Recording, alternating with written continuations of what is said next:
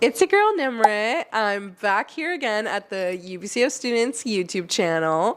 If you couldn't tell, we're switching things up a little bit today. The setup looks kind of different, and that's because the setup is in my house. You guys are in my living room right now, so welcome. Take off your shoes. Be a respectful guest. Thank you. I hope you guys feel cozy. I tried to make a little comfy little vibe because we're just going to be hanging out. We're going to be talking today. And today I'm going to be talking about a topic that I'm actually really passionate about. In fact, I'm so passionate that I'm actually writing a whole thesis about it, which is cringe. To contextualize the thesis part, I'm an English honors major, and so that means that in my final year of doing the English degree, I get to write an 18 to 25 page paper, which is my thesis. Yeah, it kind of is the big deal. So basically with this thesis in the honors program, you can essentially write about whatever you want. And when I say whatever, I mean whatever. Listen, you have to get approved first by a committee. However, if you get approved, then you get to write about whatever you choose. And I chose to write about cringe culture. So if you're unfamiliar, but I'm pretty sure most of us know what cringe culture is. Cringing is like that feeling you get when somebody does something and you're like, ooh. Like, it's kind of like you feel embarrassed, you kind of feel like a little grossed out, you kind of feel a little revolted, you hate it, but also sometimes you can't help but keep watching. You can't look away. So cringe has a lot of different things going on, but if you've ever heard the phrase, "that's so cringe," be used, then you most likely know what cringe is. And I think that cringe is something that's a really big deal for Gen Z, especially because we all feel pressured to be like nonchalant and, you know, not express anything, not be seen as cringe, not be embarrassing, not do something that's like not considered socially acceptable, basically. And so in my thesis, I'm arguing that cringe is a way that we control each other. And we also use it to make people conform to our standards of what's normal and what's right. But also, not everything has to be bad. Actually, the second prong of my thesis is that cringe can actually be something that we use for liberation. If you're wondering, how can cringing be liberatory? Well, let me tell you.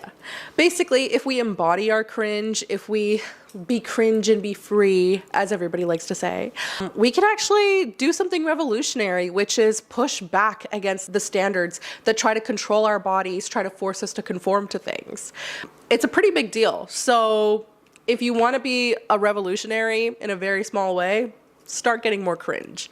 So if that sounds like something that's interesting to you, A, definitely check out the English honors program if you're an English major, and B, then stay tagged along for this ride, because we're going to be talking about cringe in this video, not in exactly the same ways, but pretty similarly. So sit down, grab yourself a little drink. I have a little tea. I'm joining y'all. I have my supernatural mug to show y'all I am also trying to free myself. So this is my cringe hidden object, and I'm pulling it out because y'all aren't going to shame me anymore.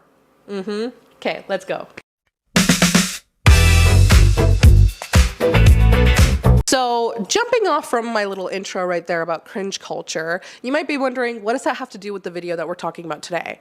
And let me tell you, sit with me and I'll get there. But first, what we're going to talk about is something that seems to be plaguing universities and Gen Zers' lives everywhere. That is the loneliness epidemic. So the loneliness epidemic, you've probably heard of it at this point on like TikTok, Instagram, YouTube. People call it the male loneliness epidemic. It's just a loneliness epidemic in general. People are feeling sad. People are feeling alone. And nobody has friends anymore. Yeah, it's a harsh thing to say, but it's really hard for people to make friends or to feel connected to people or to stay in community. It's something that a lot of people in the world actually struggle with. In fact, in the spring of 2023, the Surgeon General in America named Vivek Murthy released an 82-page paper detailing our epidemic of loneliness and isolation. And he explains that loneliness was becoming a growing issue within America that could potentially have deadly, that's right, y'all, you heard me, deadly consequences. So I'll use his own words to explain it, but Basically, he says that loneliness is far more than just a bad feeling. It harms both individual and societal health. It is associated with a greater risk of cardiovascular disease, dementia, stroke, depression, anxiety, and premature death. The mortality impact of being socially disconnected is similar to that caused by smoking up to 15 cigarettes a day, and even greater than that associated with obesity and physical inactivity. That might seem like a lot to take in, and it is a lot. I don't blame you. But basically, the too long didn't read, the summary, the TLDR, is that being lonely is detrimental to our bodies. Not just our minds, but our physical bodies. And if you need some more stats for me to back it up, I got you. So loneliness and isolation represent profound threats to our health and well-being. In Canada, loneliness has been exacerbated by the COVID-19 pandemic. With a survey by Statistics Canada that was done in mid-2021 that found that 40% of Canadians, actually more than 40% of Canadians, feel lonely either some or all of the time, with the problem being the worst among single people and those who live alone. Something else that's kind of scary is that loneliness can even be linked to brain shrinkage, as the centers of connection in the brain that don't get used continue to shrink down because you're not connecting with people. But I don't want to scare you by focusing on the bigger picture. Not that the bigger picture doesn't matter. So let's bring it back to UBCO. You might be wondering, why am I talking about this? What does this have to do with us? Well, this pervading feeling of loneliness isn't just felt in general by Canadians and Americans alike. People are feeling it right here on this campus. So, according to another stat, loneliness is prevalent across Canada, with 13% of people over the age of 15 reporting always or often feeling lonely. A particular population of concern is post-secondary students. It has been found that individuals in the age group most likely to be attending a post-secondary institution report a higher sense of loneliness, which may be attributed to quickly changing social situations. So moving away from home, or not having your parents for support, or having to change your whole friend group. All of this could lead to a heightened sense of loneliness. In Canada specifically, 23% of young adults, so people aged from like 15 to 24, 10% of middle-aged adults aged like 45 to 54, and finally 14% of older adults, so people 75 and older, have reported that they always or often feel lonely. So if you've ever felt really lonely, if you've ever felt like you can't struggle to make friends, you're not alone. And this isn't just a general societal issue. It's actually impacting us as students in UBCO specifically directly.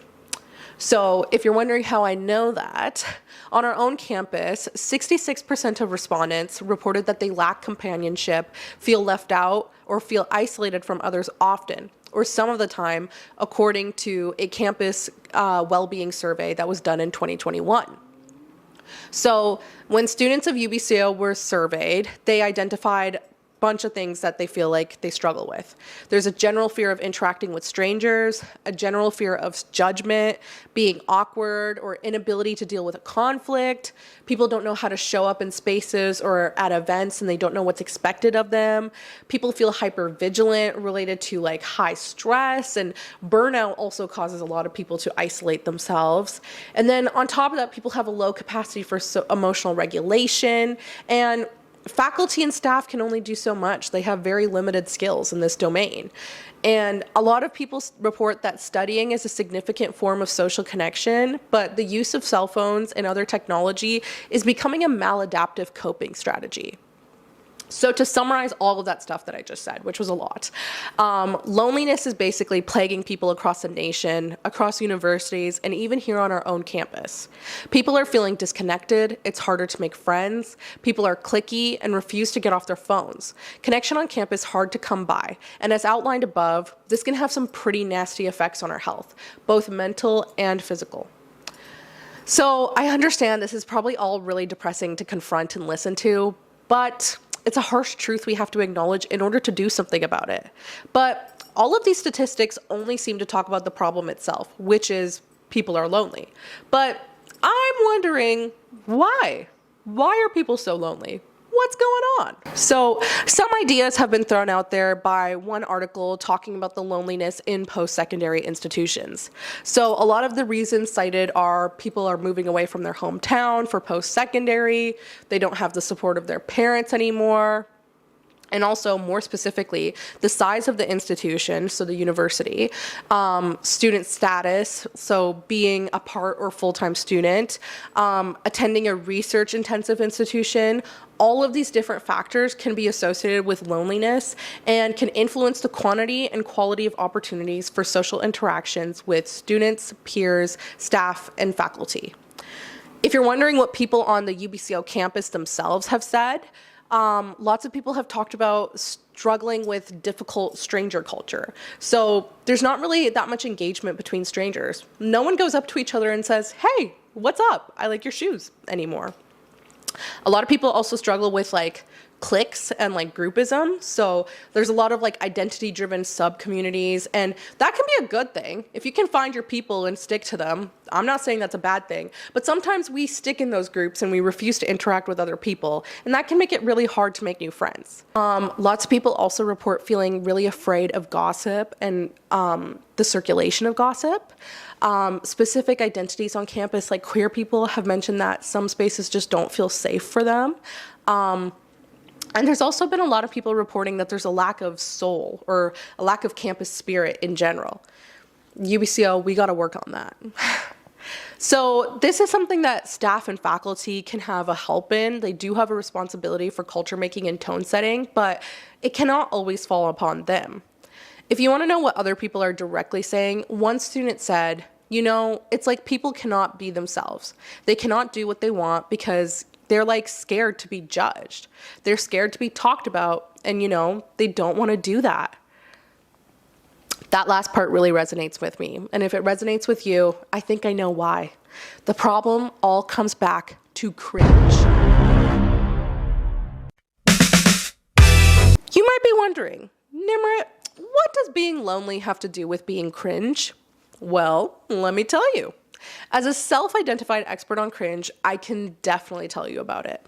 It inhibits our ability to be our whole authentic selves. If you don't believe me, listen to my research. Based on my research, here's a fancy description from a scholar on what the definition of cringe is. So, according to Thomas Spiegel, cringe is a social emotional reaction person A has when witnessing person B's transgression of a social norm, where person A experiences a largely, but not necessarily exclusively, unpleasant emotion as a reaction to person B's transgression. Regardless, now this is key, regardless of whether person B actually themselves feels any shame or embarrassment. Now, that got a little bit complicated, so I'm going to break it down into simple terms. What my guy Thomas is saying is that the feeling of being cringe comes from seeing someone do something that's not normal. What normal could mean in this case is what society deems as acceptable for us in terms of behavior and identity. So, for example, we consider it cringe when someone is overly excited or loud about something we consider embarrassing when they're in public. When you see a person do that cringe thing, you feel some type of way about it. Usually you feel awkward, uncomfortable, and sometimes even angry. It doesn't matter whether the other person feels bad about what they did, because at the end of the day, you interpret it to be weird, leaving you with the feeling of weirdness and resulting in the other person feeling ashamed. Wah wah. So I've got a lot of theories about why cringe is deeply affecting all of us, and it's going to suck to hear, but this is what I think is going on. 1, I think meme culture and cringe culture are suffocating us. Do y'all remember those feminist cringe compilations or cringe compilations in general? I think some of them are still being posted online, but so many of the people that are featured in those videos is anybody who's considered different. Fat people, people of color, queer people, trans people, disabled people, anybody that's considered out of norm. is put in these videos and they're made to look like they're gross and cringe. Sometimes I've come across cringe compilations where it was just a bunch of people from India existing as themselves. Other cringe compilations sometimes are just videos of trans people existing in public. If you guys were on 2016 YouTube, bad place to be. You couldn't scroll for like 5 minutes without seeing a feminist SJW cringe compilation. Anyone who's being outwardly passionate about something is seen as cringe. We've made passion and vulnerability into something embarrassing, and that's why it's hard for us to make friends. If you can't be outwardly excited about something you like, how are you supposed to find like-minded people who share your interests? If you can't be real with people, no one will ever actually get to know you. Friendships are always going to feel shallow if it's based on a set of lies about who you really are. Sit with that one. Next time you send somebody a meme, think about it. What are you doing right now? Next time you say something so cringe, what are you trying to say? So, point 2 of why I think this is happening. The fear of being perceived and social media culture.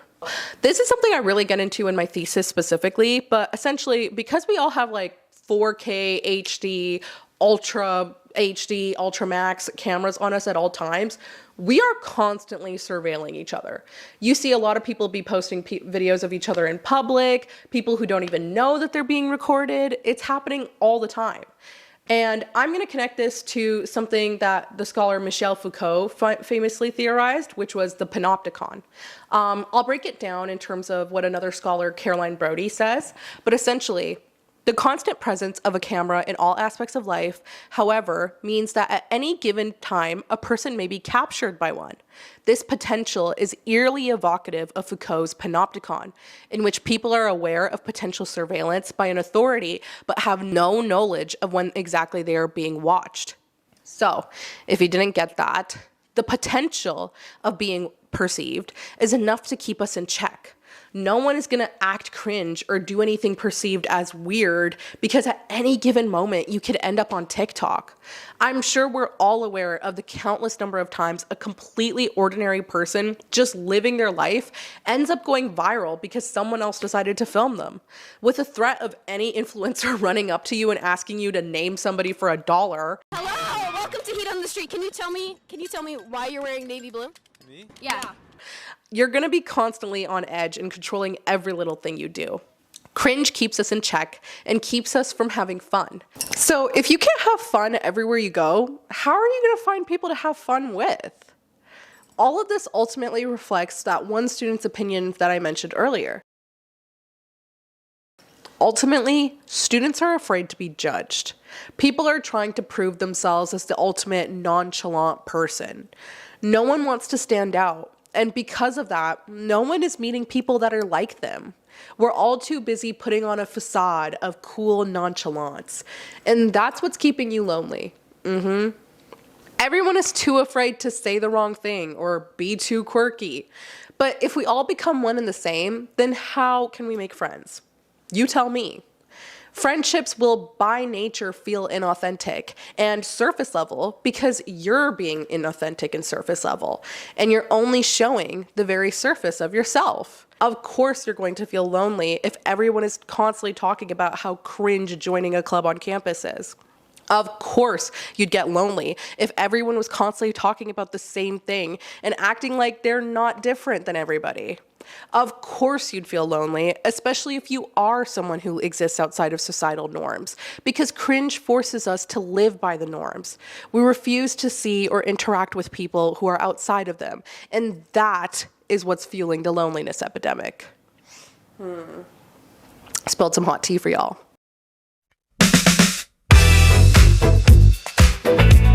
Okay, so things sound pretty dire right now. If cringe inhibits our existences and prevents us from connecting with each other, then what are we going to do about it? Don't worry, guys. I got the answer. And it's pretty easy, actually. You ever heard of the saying, to be cringe is to be free? Well, first of all, whoever said that, you truly ate, because that is the genuine solution to loneliness. You have to get comfortable with being cringe. You have to enjoy things earnestly. You have to let yourself be vulnerable with others. And listen, I know more than anyone how scary that can be. This whole job is just a practice in being vulnerable. It's also like rejection therapy, high key. There's this famous TED Talk by a speaker named Brené Brown who called The Power of Vulnerability.